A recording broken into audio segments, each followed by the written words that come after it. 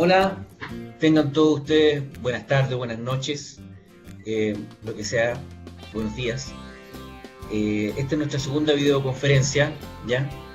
Estamos a miércoles 22 de mayo, ¿m? Con un día bastante helado, ¿cierto?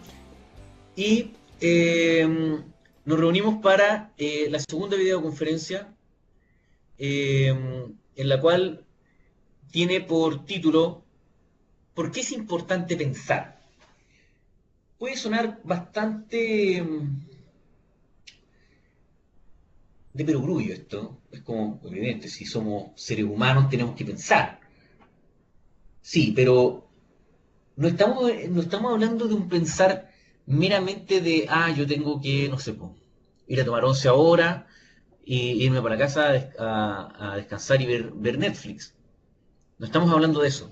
Estamos hablando de, del pensar en grande.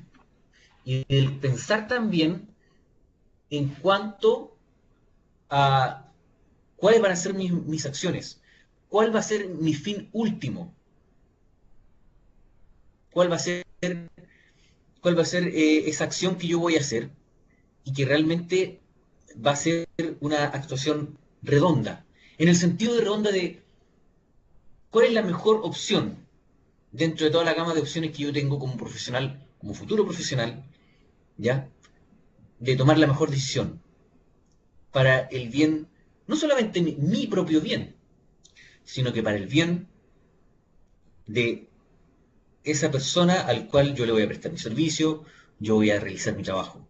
Porque, mal que mal, hasta las personas que trabajamos, no sé, bajo esta modalidad como tan encerrados y ensimismados en nuestras casas, hasta ese trabajo tiene una finalidad que es para otro ser humano. Entonces, es importante pensar, por supuesto que sí. ¿Mm? Y ese es el fin y el leitmotiv de este curso, ¿cierto? Impartido por nosotros. ¿Ah? Bien, ¿por qué es importante pensar? Bueno, tenemos que tomar en cuenta que, ¿qué es lo que revisaremos hoy? La instancia de evaluación. Ya más o menos hemos visto el tema de la instancia metodológica, creo que ya hemos agarrado un ritmo, ya hemos agarrado un ritmo en cuanto a los foros, ¿cierto? Creo que las participaciones han estado bastante contundentes, ¿ya? Creo que ustedes han ido pudiendo agarrar el ritmo de lo que es este curso y esta modalidad, ¿cierto? Y eso es lo que vamos a revisar hoy, que no dista mucho respecto a las rúbricas de la clase, o más bien de la videoconferencia anterior, clase, de la videoconferencia anterior. Entonces,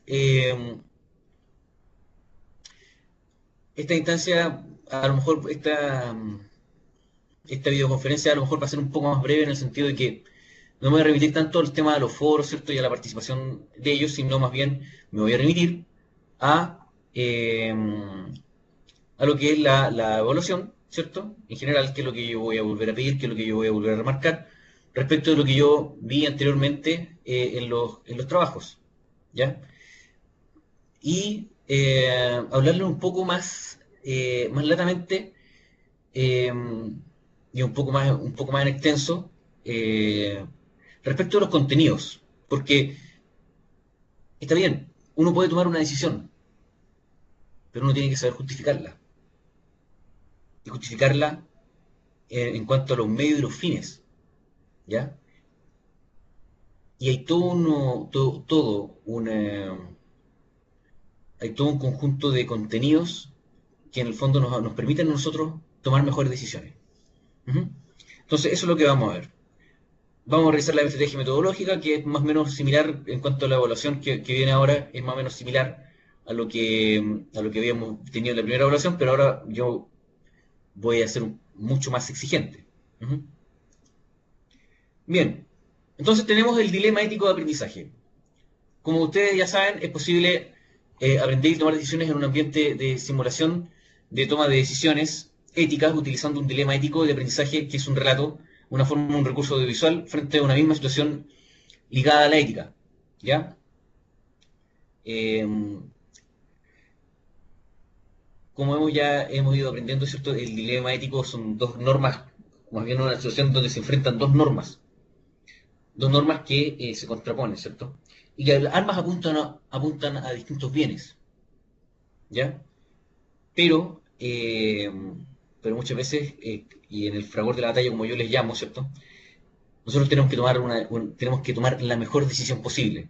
Somos seres humanos, ¿ya? Podemos tener múltiples opciones para escoger, pero como seres humanos estamos obligados siempre a tomar la mejor decisión, aunque nos equivoquemos. Siempre estamos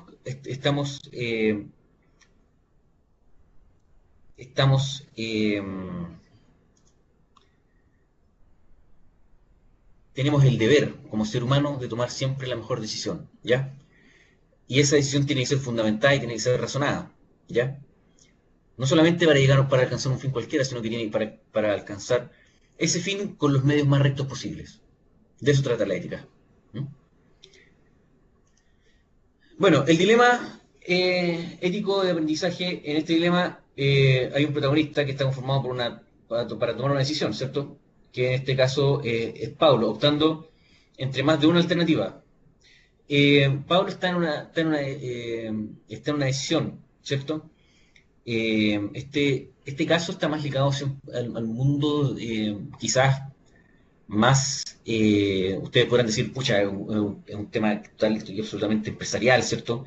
Eh, maquillar, maquillar un informe, pero esos informes, ojo, a lo mejor las carreras que nosotros estamos trabajando no tienen que ver con el área comercial, quizás, pero sí ustedes, no me lo van a poder negar, que los psicólogos también tienen que elaborar informes. También tienen que, no sé, pues si por ejemplo trabajan en el ámbito de educación, también se van a ver presionados a elaborar informes y a lo mejor eh, también pueden recibir presiones desde arriba o desde algún apoderado. Espero que nunca se vean enfrentados a ello y siempre tengan que tomar la decisión como corresponde. Los abogados también. Los abogados la tienen quizás mucho más difícil porque no todo lo legal es moral y no todo lo moral es legal. ¿Mm? Entonces, en este dilema, un protagonista está confrontado a tomar una decisión, optando entre más de una alternativa. Para cada criterio de evaluación encontrarás un video, bueno, en el video dividido en acto uno, ¿cierto? Y en acto 3. En el acto uno es donde el protagonista toma una decisión A, luego y luego, en un acto 3 toma una decisión diferente, digamos decisión B, ¿cierto? Siendo ambas decisiones distintas entre sí. Entre uno y otro se encuentra el acto 2, ¿ya? Que habíamos conversado anteriormente, que no existe aún, pero que será completado por ustedes. El acto 2, el estudiante explicará por qué el protagonista cambia de decisión aplicando el contenido realizado en el curso. Es decir, claro, a lo mejor la historia termina de otra manera, pero ustedes pueden decir, bueno, a lo mejor este muchacho, Pablo, puede haber tomado esta otra decisión. A lo mejor esta otra decisión es mucho mejor. ¿Pero por qué es mejor? Ese es esa es la gracia. Esa es la gracia. De que ustedes me argumenten de por qué ese acto ya es mejor. ¿Bajo qué criterios? ¿Bajo qué principios? ¿Bajo qué principios esa decisión es mucho mejor? ¿Mm? ¿Bajo qué fundamentos? ¿Mm? Y si eso y es más, queda mucho más completo si ustedes me dicen con qué medios. Y mientras más técnico, mucho mejor. ¿Mm? Es un detalle también muy importante. Mientras más técnico, mejor. ¿Y por qué es mejor? Porque esa vía para alcanzar ese fin es mucho mejor. Ujú. Bueno, el dilema ético de aprendizaje, la resolución de casos de aprendizaje es un ejercicio de comprensión de las decisiones que toma un protagonista, ¿cierto? Y de su cambio de una u otra. Cuando lo hace, el estudiante está fortaleciendo sus competencias reflexivas, por supuesto. Refería a interrogarse sobre su protagonismo en las decisiones que toma frente a las situaciones personales que ha enfrentado y que enfrenta y que vamos a enfrentar. Ustedes como futuros profesionales de nuestra casa de estudio, queremos que sean buenas personas. Queremos que ustedes sean profesionales íntegros. No basta a lo mejor con manejar muy bien mi área de estudio, el campo clínico, el campo educacional, el campo laboral, ¿cierto? No basta. No basta con ir con hacer papers, conferencias, etcétera, etcétera. Lo importante es que ustedes tomen las mejores decisiones y que ustedes sean buenas personas. Porque si eso no lo tenemos en cuenta, habremos fracasado. Los abogados igual. Tienen que tratar de apuntar siempre a tomar las mejores decisiones responsables, porque en una sociedad como esta, vaya que lo necesitamos. ¿Ya? Entonces, es la importancia del curso. Tenemos la matriz PIA que habíamos conversado también, se había visto. La problematización, primera resolución del caso de aprendizaje, ¿ya? La utilización del caso de aprendizaje en el aula virtual según los métodos de la matriz PIA, ¿cierto? Es un proceso organizado con tres momentos, ¿cierto? Problematización, los estudiantes realizan una primera resolución de caso, ¿cierto?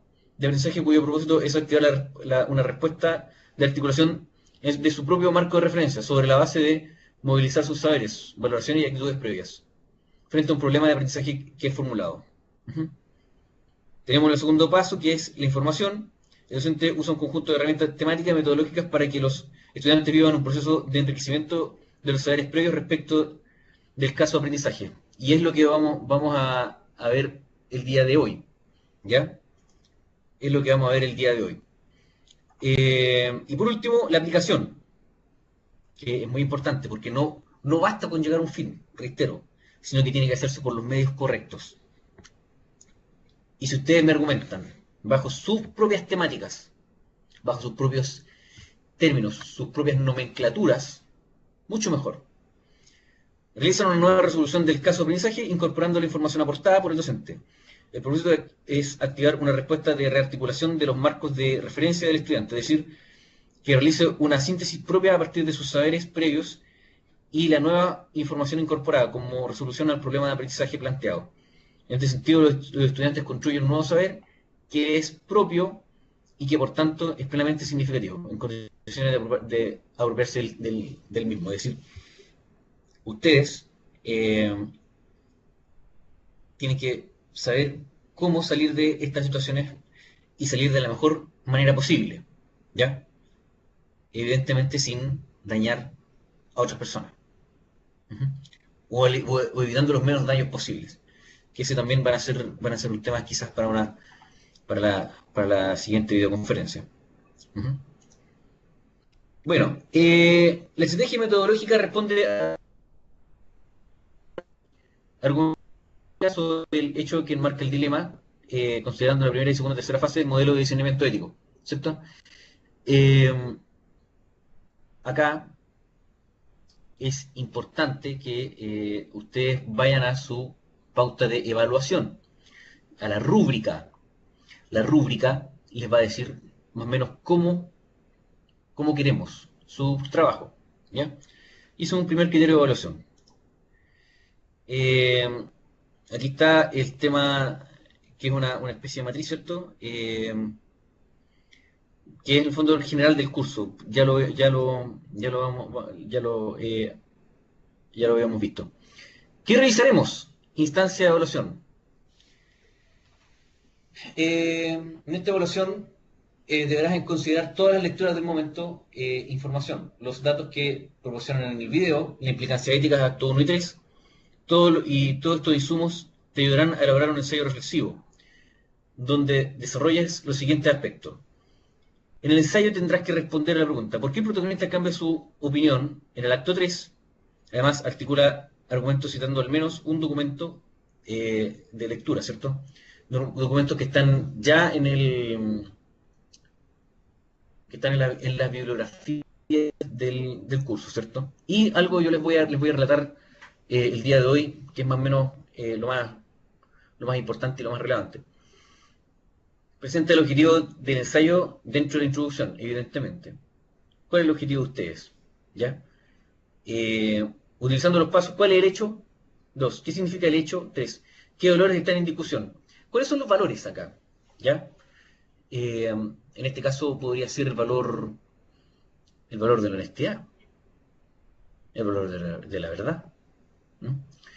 Que son quizás los que más cruzan el dilema de Pablo. Y elaborar conclusiones donde sintetices los aspectos mencionados en los argumentos. ¿Ya? La instrucción, bueno, el tema del formato, ¿cierto? Tiene que ser en formato Word, calibre 12, interlineado sencillo, mínimo 1000 palabras y máximo 1500 palabras, exceptuando la portada y las referencias bibliográficas. La estructura del trabajo, portada, introducción, desarrollo, conclusión, referencias bibliográficas, todo citado en normas APA. ¿Ya? Portada con el nombre de la asignatura, el tema y el nombre completo del estudiante. Bueno, el archivo tiene que quedar guardado acorde al siguiente ejemplo. Su apellido y el nombre. Por ejemplo, sería, en mi caso sería arcivia-javier.doc. No se aceptarán trabajos enviados fuera de plazo establecidos en la calendarización. La vez anterior habíamos hecho una excepción porque se habían incluido alumnos fuera del plazo de matrícula, ¿cierto? Pero ya no, ya, ya no más. Ujú. Los trabajos me los tienen que presentar en la fecha que corresponde, ¿cierto? Y, eh, y después de eso, nada más. ¿Qué revisaremos? Los conceptos claves. Ya, estábamos, había hablado yo anteriormente con respecto a Lonergan, ¿ya? Y los cuatro pasos del discernimiento. La instancia es empírica, en el fondo empírico quiere decir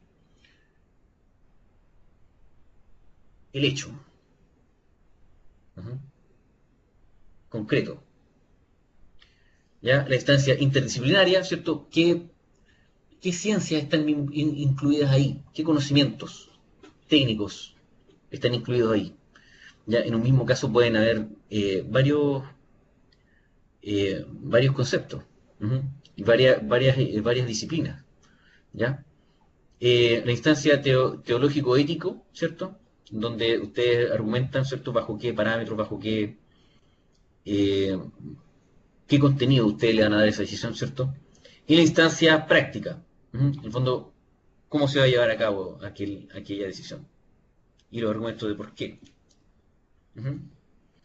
Entonces, acá también nos encontraremos que nos concentraremos exclusivamente en las primeras tres etapas en el curso, ¿cierto? En la instancia empírica, la instancia interdisciplinaria y la instancia teológico-ético, ¿ya?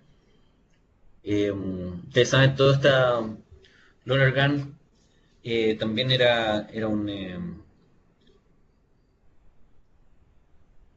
un sacerdote anglosajón, ¿ya? Y del cual Tony Gibson también tiene bastante parecido, ¿eh? Con respecto y toma varias cosas de él, ¿ah? De Lonergan. Pero en estricto rigor vamos a ver las tres primeras etapas, ¿cierto? Las tres primeras instancias en donde esto tiene que estar plasmado. Ahora, nuevamente, en el primer trabajo, está bien, me enviaron muchos trabajos que y al menos siguieron en ese aspecto mi recomendación. Que a lo mejor fuera todo un cuerpo de texto, ¿ya?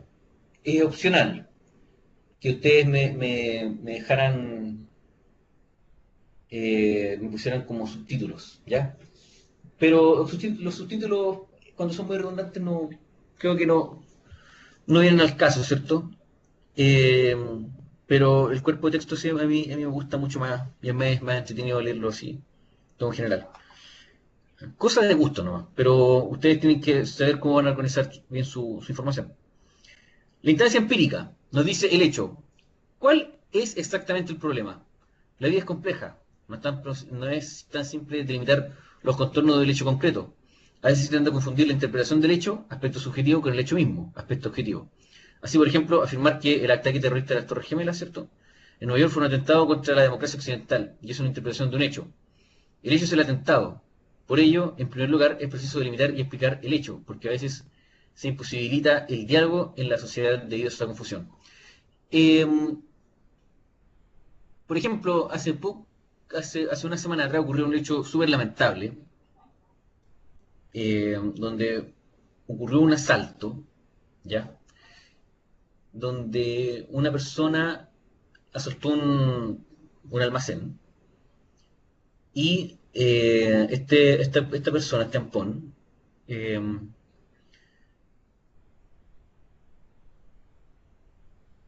agredió fuertemente a la persona que estaba atendiendo ahí, ¿ya? Ese almacén. Y esta persona parece que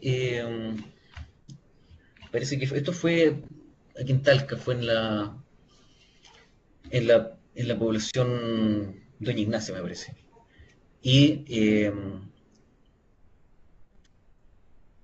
la persona que estaba atendiendo coincidentemente era una persona, me parece que tenía, no sabría decirlo, pero me parece que era homosexual, pero en la prensa apareció también, aparte del tema delincuencial y el tema de la agresión, apareció el tema de la homofobia. Y quizás puede que sea así, pero ya eso es otro tema de interpretación. Es el aspecto subjetivo, el aspecto objetivo que una persona llegó y asaltó un almacén, ¿cierto? Y, eh, y golpeó a esta persona, que a lo mejor podría haber sido, no sé, heterosexual, pero es una persona la que fue agredida, ¿ya? Pero como a lo mejor tenía esa agravante, ¿cierto? Y hoy en día vivimos ustedes saben, una sociedad que está respetando mucho más los derechos de esa minoría. Entonces, la prensa también hizo hincapié mucho en eso. Pero se dan cuenta que hay un aspecto objetivo que es lo mismo, del asalto y la agresión, y, eh, y esta otra como agravante, que en el fondo queda más la agravante de la homofobia más que el tema del asalto, que ambos son terribles y ambos son condenables, por si acaso. Pero se fijan, ¿o no? Se fijan que hay un aspecto objetivo y hay un aspecto subjetivo. Ujú. Está en instancia interdisciplinaria. La comprensión del hecho en este segundo momento se pasa a una descripción del hecho a su interpretación. ¿Qué significa lo que ha pasado? Estos datos sueltos cobran un sentido en cuanto uno busca una totalidad del significado, ¿cierto? Uno de repente puede ser muy detallista, pero también es importante ver en su conjunto, tener una mirada un poco más amplia. ¿Mm? Eh, los datos sueltos cobran sentido, ¿cierto? Esto requiere un trabajo multidisciplinario para asumir distintas perspectivas involucradas, como también posibles consecuencias. Por ello, se sitúa el hecho, el texto de la realidad, dentro del contexto más amplio, explicitando el pretexto afectivo y racional, desde el cual se enfoca la comprensión. Es decir, eh, acá, por ejemplo, en el caso que aparece en el video, ¿cierto? En el caso de Pablo, estamos hablando en un contexto que tiene que ver con, a lo mejor, con marketing o con un aspecto más bien empresarial. ¿Cuáles son las leyes que regulan eso? ¿Habrá desde la perspectiva legal alguna explicancia respecto de ello? Si se altera un balance dentro de la empresa, ¿qué consecuencias puede tener una empresa respecto de ello? ¿Mm? ¿Qué implicancias comerciales, de utilidad, de contabilidad? Que son datos más duros. que tienen que ver con una especialidad, a lo mejor que no es la de ustedes, pucha, sí. Pero ojo, que un profesional íntegro no solamente maneja su propia área, sino que también puede también manejar otras. Y nunca es malo aprender instancias que tienen que ver con otras disciplinas, porque uno también tiene que hacer el ejercicio bueno, y es el que espero que ustedes también hagan. ¿Cómo? ¿O qué me pasaría a mí que a lo mejor yo no voy al tema de balance comercial? Pero sí a lo mejor, no sé, en el caso de los psicólogos me dicen, oye, si es que, pucha, este chico, no sé, dentro del ámbito educacional, si es que este chico tenemos que sacarlo acá. ¿Por qué no maquillamos el informe como para hacer que pase como un niño que no tiene problemas, pero a lo mejor tiene sí problemas más profundos, para que se vaya a otro colegio y nosotros poder seguir trabajando? No sé si eh, espero que ustedes nunca se encuentren con ese tipo de instancias, por ejemplo. Pero se fijan que aquí hay valores mucho más profundos. Claro, es bueno manejar el tema interdisciplinario. A lo mejor los abogados puede que tengan un poco más de expertise en ello, pero lo importante es que mientras más técnico el trabajo, mientras más reglamentación y mientras más argumentos me den, mucho mejor. Y si yo veo un manejo, evidentemente la balanza se va a inclinar más a los 7 puntos que a los 5 o los 3, que es lo que aparece en la rúbrica. Ujú. Instancia teológico-ética. El paso 3 consiste en la instancia que es la búsqueda de los valores implicados en la temática, que yo ya más o menos se los dije, pero no los voy a volver a repetir. ¿Qué valor está en discusión? La comprensión del hecho es esencial para detectar los valores que están en conflicto. Si no hubiera conflictividad valórica, el hecho no plantearía un desafío ético con el necesario correspondiente discernimiento. Por ello, es preciso descubrir cuáles son los valores en conflicto, cuáles son esos valores que chocan, esas normas morales que están en conflicto y que chocan y que las dos apuntan hacia distintos bienes, quizás. ¿Ah? Tenemos que descubrir ahí el conflicto. ¿Mm? Y cuál es el valor que no se puede transar en ninguna situación. También importante, o lo pueden también tomar de la siguiente manera. ¿Qué es lo que hay que primar aquí? ¿Hay que primar uno por sobre otro? ¿La honestidad versus la lealtad? ¿Qué valor? ¿Mm? También ustedes tienen que saber argumentarme, bueno, ¿sabe qué? Este es el valor más primordial eh, el que hay que tener en cuenta y es el que hay que primar por sobre este otro. ¿Por qué? Por esto, por esto, por esto, por esto. Por tales argumentos. ¿Mm? Bien, vamos, esto es nuevo, no parecido, pero yo también lo trato mucho en mis clases presenciales, en la sala de clase, ¿ya? Y que tiene que ver con los niveles de desarrollo moral de Colbert. Bueno, aquí los chicos de psicología son los que más se van a manejar en esto, porque Lawrence Colbert fue un psicólogo, discípulo de Jean Piaget, y propuso un modelo de comprensión de desarrollo moral del ser humano. Es decir, el ser humano el ser humano no piensa igual a una cierta edad que otra. ¿Ah? Los seres humanos, ustedes saben que somos seres súper inquietos, somos seres en desarrollo, ¿ya? Entran a una sala de clase, eh, no sé, en un liceo, en un colegio, y van a ver qué tan dinámico es el ser humano a las 2 de la tarde. Pero más allá de eso, hay distintos niveles de madurez. Y eso también es importante que nosotros lo tengamos en cuenta, ¿ya? Lawrence Kohlberg establece 3 niveles y en cada nivel está dividido en estadios, ¿ya? Eh, yo esto igual yo lo manejo, creo que medianamente bien, respecto a los niveles de desarrollo moral, porque hay personas que son más inmaduras y hay un tema que tiene que ver con la madurez, podríamos llamarlo con la madurez ética, con la madurez moral, ¿ya? Yo siempre coloco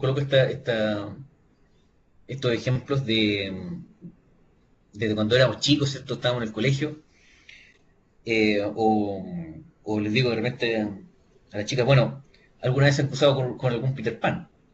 ¿Ah? Es decir, aquí el muchacho que nunca madura, ¿no? Que siempre está ahí y que nunca es un eterno niño. Claro, porque a lo mejor está en el nivel convencional. Y, y cuando ustedes pillan a alguien en el nivel postconvencional, yo siempre les tiro la talla y les digo a mis alumnos, bueno, si lo, si le hacen un match por Tinder, tienen que preguntarle al joven, ¿en qué nivel del desarrollo moral está usted? ¿En el nivel convencional o en el postconvencional? ¿Ah? Es como a manera de detalle. Bueno, si ustedes ven que es un muchacho postconvencional, ya saben lo que tienen que hacer. Pero bueno, ¿de qué trata esto? Vamos a la materia, pero este tipo de ejemplo a lo mejor les va a servir. Eh, Nivel preconvencional, en el cual las personas cumplen normas por el miedo al castigo o por propia conveniencia. El seguir normas por mero castigo. Los niños siguen las normas por mero castigo, ¿ya? Porque a lo mejor mi papá me va a pegar, ¿ya? Hay también un tema de querer tener el beneplácito de la autoridad, que es el primer estadio, ¿cierto? Y, y cuando están un poco más grandes, quieren más que tener el beneplácito, quieren conseguir ciertas cosas, hacer tratos. Pásame, pásame esto y yo te paso esto. ¿Mm? La típica cosa que hacen los padres, malamente, que es el tema de, bueno, si te, si tú te sacas buen promedio a final de año, te regalo la tablet o la Play, cuando debería ser intrínsecamente. Pero bueno, eso es otro tema. Pero acá el nivel preconvencional, las personas cumplen normas, ¿cierto? Hay una ingenuidad en cuanto a que son las acciones las malas y no las personas. Y más que las personas, el tema de que está esta cuestión que es muy de... eh, yo hago las cosas esto y no me y creo que están bien siempre y cuando a mí no me pillan, porque si a mí me pillan, yo siento culpa. Entonces, en ese sentido el tema de lo que es el nivel preconvencional, ¿cierto? El nivel de permiso, el nivel de el nivel de Colbert, ¿cierto? En la parte preconvencional, es decir, la culpabilidad, la culpabilidad, ¿cierto? Y el arrepentimiento vienen cuando uno es descubierto, ¿ya? Y es lo que se llama el realismo moral, ¿cierto?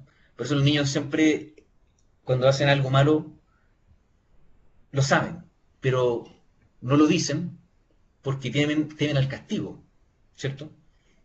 Temen al castigo y está siempre el tema del ser humano de no sentir, de no sentir culpabilidad, ¿ya? Y también está el tema del beneplácito de la autoridad, ¿no? Usted entra a un primero básico, ¿cierto? Y dicen, bueno, ¿quién hizo tal cosa? Y los niños siempre dicen, oye, profesor, si es la autoridad que es en el fondo el padre, o en el caso, por ejemplo, en los colegios, el profesor, profe, hizo esto, él fue. Y todos apuntan, porque evidentemente todos apuntan porque siempre quieren tener el beneplácito de la autoridad. ¿Ah? Pero si ustedes van a un tercero o un cuarto medio y el profesor dice, bueno, ¿quién quemó el basurero? ¿Quién fue? Y todos callados. ¿Por qué? Porque ahí son otros aspectos sociales que van asociados. En el nivel convencional, que es como el segundo nivel, y ahí también hay dos estadios más que se reparten, ¿cierto? Eh, las personas cumplen normas porque estas son una convención social y esperan que sean cumplidas. ¿ya? Aquí empieza a primar mucho más el tema social, de yo, yo hago esto porque todos lo hacen, porque mis compañeros lo hacen o porque eh, yo, para sentirme validado como persona, lo hago, para que todos los demás me miren que yo lo estoy haciendo. ¿Mm? Eh, ejemplos de ello, hay una canción de 31 minutos que va muy de la mano en este nivel convencional, ¿cierto? Que es un tema que se llama la regla primordial, ¿ya? Si ustedes quieren saber qué es lo que es el nivel convencional, ¿cierto? Escuchen la regla primordial de 31 minutos porque esa canción va pero al hueso, sí, del niño que quiere, que quiere sentirse validado por sus compañeros y quiere integrarse, ¿cierto? A los juegos y todas esas cosas, ¿ya? Y está el nivel post-convencional, en el cual las personas cumplen normas, pero motivadas por principios morales, por principios éticos universales. Y aquí es donde está el santo grial, ¿ya? De cierta manera, porque una persona realmente madura, moralmente y éticamente, es aquella que actúa por convicción propia, basado en principios éticos universales, ¿ya? Libremente escogidos, ¿ya? Inclusive cuestiona las normas, porque muchas veces, y esto también es muy de nivel medio, ¿cierto? Nivel convencional, este cuento también que pasa en la política de, no, yo cumplo las reglas, yo puedo, no sé, puedo evadir impuestos, etcétera, etcétera, o, y cometer una serie eh, de tropelías que a lo mejor no son moralmente correctas, pero sí la ley los permite. Pero como lo permite la ley, entonces yo no me siento culpable. Eso es muy de nivel convencional, de nivel intermedio, podríamos decirlo, en la nomenclatura de Colbert. ¿Ya? Pero una persona más madura ya, con una autonomía moral, ¿ya? Con una autonomía moral de verdad, actúa bajo principios éticos universales, ¿ya? Eh, es decir, una persona que actúa por convicción, que actúa razonadamente sus acciones, ¿ya? Bajo criterios universales, ¿ya? Razonados y fundamentados. Esas realmente son las personas maduras. Así que ya saben, cuando, cuando le hagan match, pregunte su nivel de desarrollo de conciencia moral, según Colbert, ¿cuál es? Y el joven tendrá que decirle post convencional. Si es post convencional, está en otro lado. Bien. Eh, ¿Qué más? Bueno, aquí aparece un tema que es de Hannah Arendt. Eh, Hay una cita aquí de Hannah Arendt, que Hannah Arendt, yo más bien sí la manejo, leo recurrentemente, dice, Eichmann no era estúpido, únicamente la pura y simple irreflexión fue lo que predispuso a convertirse en uno de los mayores criminales de su tiempo. Si bien esto merece ser clasificado como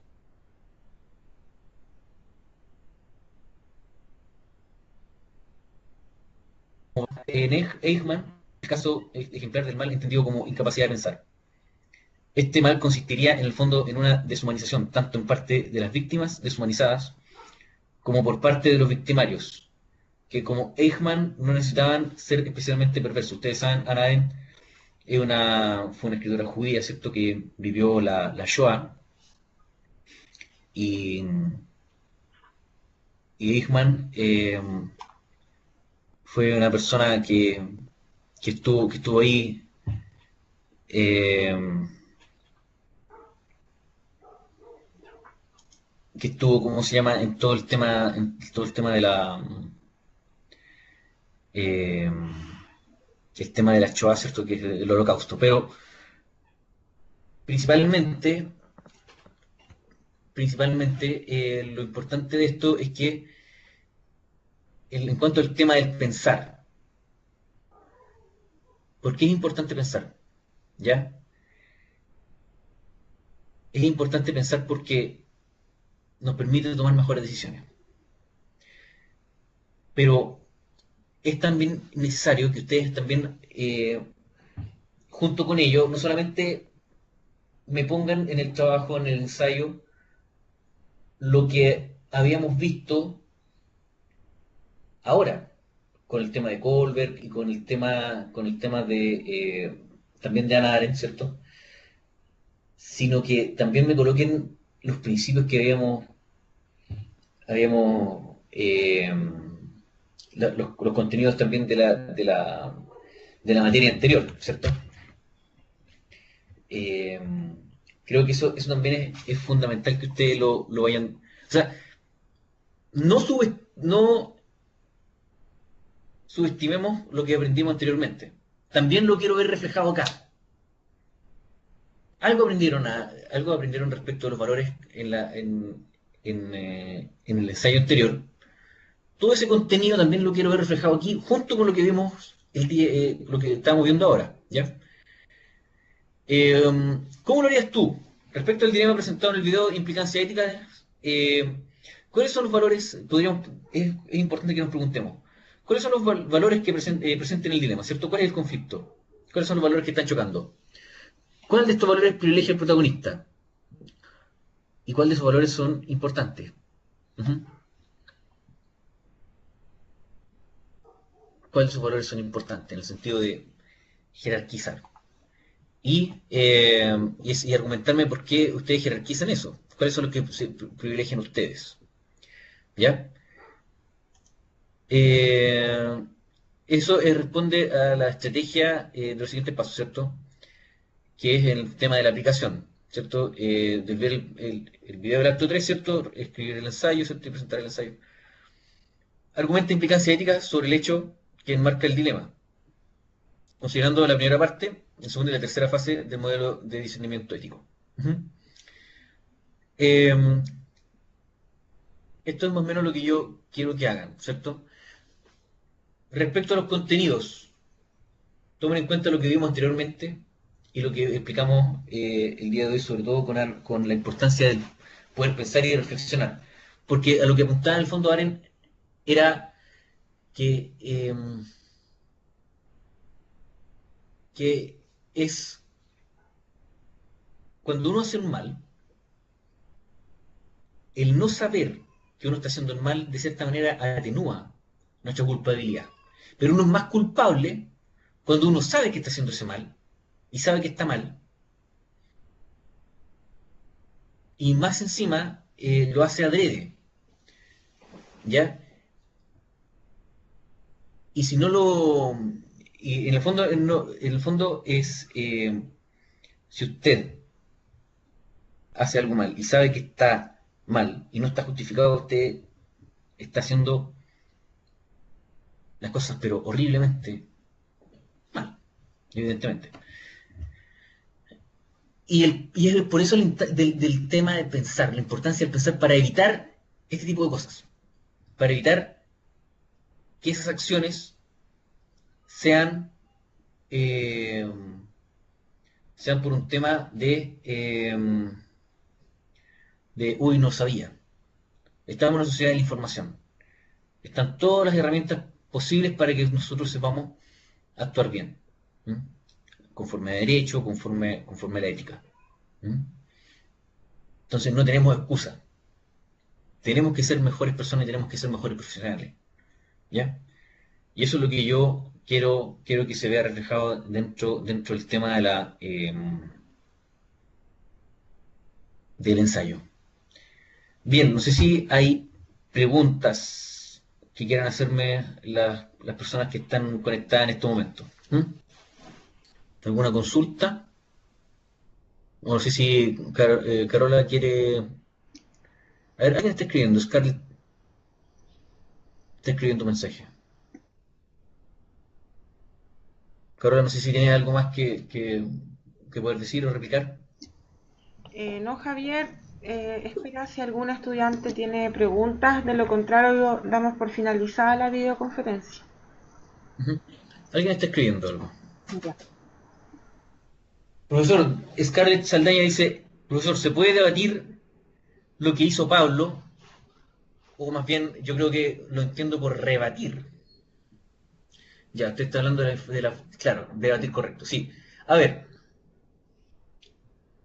es muy buena pregunta, porque a lo mejor tiendo a pensar, no sé, a lo mejor puede que esté equivocado, que a lo mejor tenga miedo de, de a lo mejor aventurarse a temas que a lo mejor no tienen que ver con su propia especialidad, con su propia disciplina, ¿ya?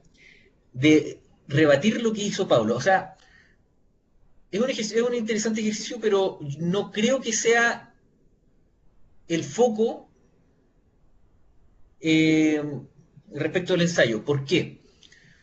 Porque nos vamos a quedar solamente, yo no quiero que ustedes se queden en el mero hecho de decirme ya, lo que hizo Pablo no estuvo bien hecho. Ustedes a lo mejor me lo pueden explicar, sí. Me pueden argumentar por qué no debió haber hecho. Lo que sería interesante sería decirme a lo mejor brevemente, ¿sabe qué? Esto que hizo Pablo está mal por estos puntos. Por esto. Sin a lo mejor ahondar mayormente y ni profundizar en eso porque creo que no es... no es lo más importante. Lo más importante es decir qué es lo que debió haber hecho y por qué. ¿Ya? Queda mucho más, si usted me rebate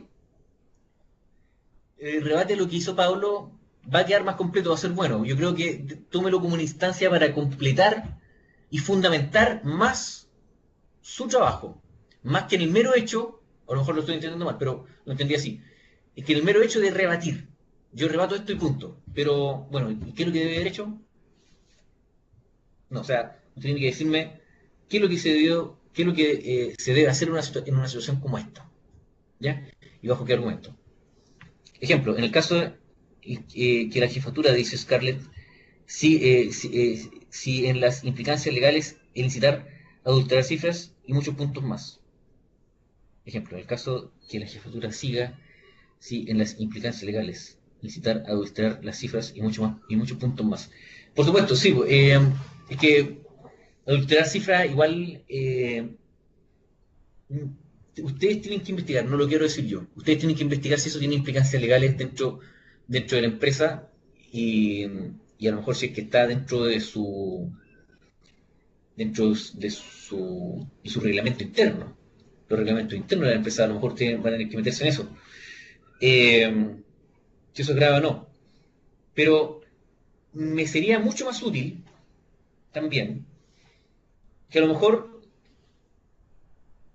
me mencionaran solamente el tema legal del área de trabajo de Pablo, pero también me hicieran la reflexión desde su propia, eh, ¿cómo puedo decirlo? Desde su propia disciplina profesional. ¿Qué implicancias pueden tener, por ejemplo, ya, supongamos, brevemente, si Pablo, que es, no sé, ingeniero comercial, supongamos, tiene la implicancia que él haga esto, tiene estas repercusiones, yo en mi caso como psicólogo, si yo altero un informe, tengo esta implicancia y estas repercusiones. ¿Ya? Tales repercusiones. A, B, C, D, E. Sería interesante también que ustedes pudieran hacer esa reflexión. Porque a lo mejor sí, es verdad. El caso no es a lo mejor de su área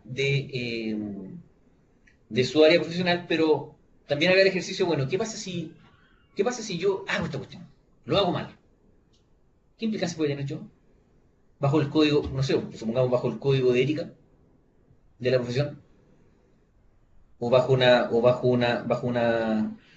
aún, bajo eh, bajo una repartición pública, también lo pueden abordar así, ¿ya? También, también es interesante que si ustedes se animan a hacer eso, sería bastante interesante que ustedes lo pudieran hacer, ¿ya? Ya, gracias. Espero que le haya sido de utilidad a Scarlett. No sé si hay alguna otra pregunta. Estuvo bastante buena la pregunta de Scarlett. Parece que no hay ninguna pregunta más. Bien, Javier, ¿Ya? si no hay más preguntas, entonces despedirse solamente para terminar la videoconferencia. Sí, sí, pues que tengan una buena semana. Espero sus trabajos y nos veremos para la próxima videoconferencia que pongámosle fecha al tiro.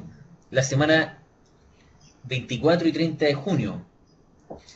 Eso, 24 y 30 de junio, vendría siendo el 26. 26 de junio va a ser la próxima videoconferencia, ¿ya? Para la tercera evaluación. ¿Ok? ¿Sí? Estaríamos entonces. Ujú. Buenas noches. Buenas noches, Carolina. Buenas noches, que estén muy bien. Luego.